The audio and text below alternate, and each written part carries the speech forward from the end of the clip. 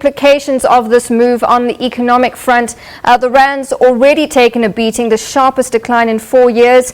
What are investors thinking? Well, if one looks at the financial markets, it's clear that the investors are very, very concerned about what's going on. Now, of course, we are all looking at the exchange rate of the currency, but there is another market that I believe is even more important, and that's the bond market.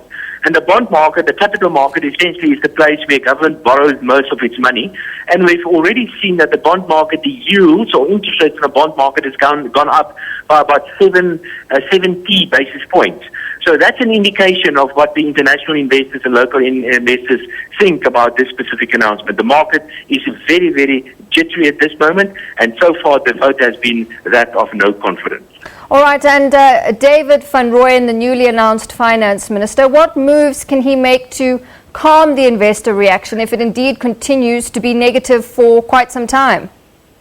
I don't think there's much that the new Minister of Finance can really do. It takes time before the financial markets start, trusting and standing a new Minister of Finance. I think what needs to happen now is not for the new Minister of Finance to do something, but it's for the President himself to do something. So I'm afraid there's really nothing that the new Minister of Finance can do.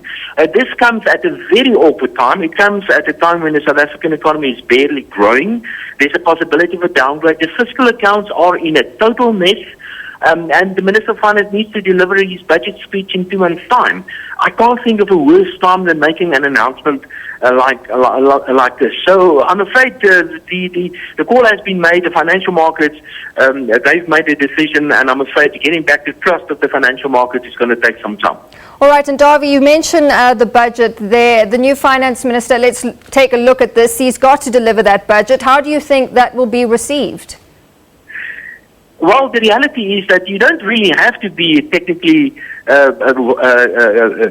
capable to be the Minister of Finance, but it really helps. And I'm afraid the market do not know the new Minister of Finance. We don't know whether he's got the technical capabilities. And most of all, it is important for a Minister of Finance to be able to say no to his boss.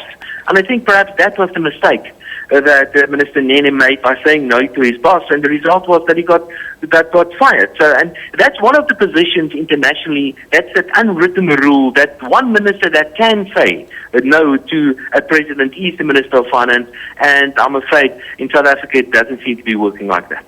All right, Dawie, that's all we have time for. Thank you very much. Dawie Roodt, Chief Economist of the Efficient Group.